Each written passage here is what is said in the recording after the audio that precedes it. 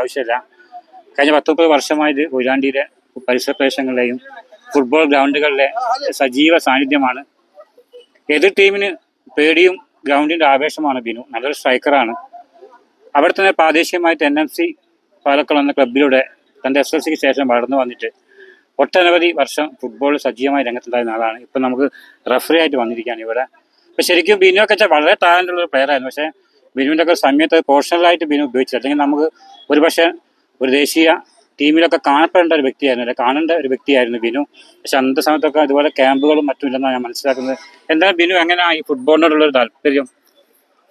ഞാൻ ചെറുപ്പത്തിലെ നമ്മുടെ TV കൂടി കളി കണ്ടിട്ട് അങ്ങനെയുള്ളൊരു അടുപ്പാണ് ഈ ഫുട്ബോളായിട്ട്.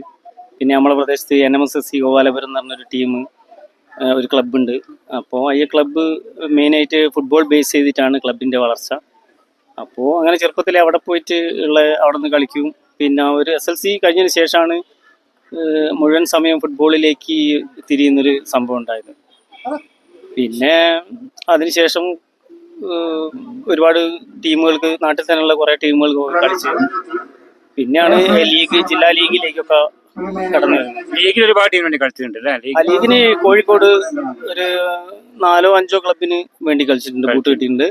പിന്നെ കണ്ണൂരായിരുന്നു കുറച്ച്, ഒരു 8-9 വർഷക്കാലം കണ്ണൂർ SDT, സ്പിരിറ്റഡ് യൂത്ത്, അങ്ങനത്തെ അഖിലേന്ത്യാ സെവൻസ് പിന്നെ സൈൻ ചെയ്യാണ്ട് നമ്മള് ഗസ്റ്റ് പ്ലെയർ ആയിട്ട് ഒരു കുറച്ച് മത്സരങ്ങൾ മാത്രം കളിച്ചിട്ടുണ്ട്.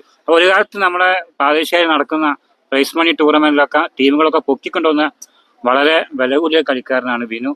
വളരെ ടാലൻ്റുള്ള പ്ലെയറാണ്. ഈ പാലക്കുളം എന്ന് പറയുമ്പോൾ നമ്മുടെ ക്ലബ്ബുകളുടെ വസന്തകാലത്ത് അവിടെ വളരെ പോപ്പുലർ ആയിട്ടുള്ള NMC ഒരുപാട് നല്ല ബിനുവിനെ പോലെ തന്നെ നമ്മുടെ സൗഹൃദത്തിൽ അവിടെ ഒരുപാട് നല്ല പ്ലേയേഴ്സുള്ള നമ്മുടെ കൊയിലാണ്ടി പരിസര പ്രദേശങ്ങളിലൊക്കെ ഒട്ടുമിക്ക ഫുട്ബോൾ ടൂർണമെന്റിലും ഈ NMSC തന്നെ നമ്മൾക്ക് പേടി സ്വപ്നമായിരുന്നു. കാരണം വളരെ നല്ല ടാലൻ്റ് ആയിട്ടുള്ള ഒരു ഏരിയ ആണ് അല്ലേ? ഗോപാലപുരം അല്ലേ? അത് ഗോപാലപുരത്ത്. അതിൽ ബിനുവിനെ പോലെ തന്നെ എപ്പോഴും പിന്നെ സജീവമായിട്ട് ഫുട്ബോളിലുള്ള ഒരുപാട് പേരുണ്ട്. ശരിക്കും നമ്മുടെ കൊയിലാണ്ടി അറിയപ്പെടുന്ന, അല്ലെങ്കിൽ നമ്മൾ അറിയേണ്ട നല്ലൊരു പ്ലെയർ ആയിരുന്നു ബിനു. പക്ഷേ ഇന്നത്തെ പോലെ നമുക്ക് അന്നൊന്നും ബിനുവിൻ്റെ നമ്മുടെയൊക്കെ ഒരു ഫുട്ബോളിൻ്റെ കാലത്ത് ഇതുപോലെ എന്താ പറയുക, ക്യാമ്പുകളോ അല്ലെങ്കിൽ പ്രൊഫഷണലായിട്ട് അത് ആരും കണ്ടില്ല.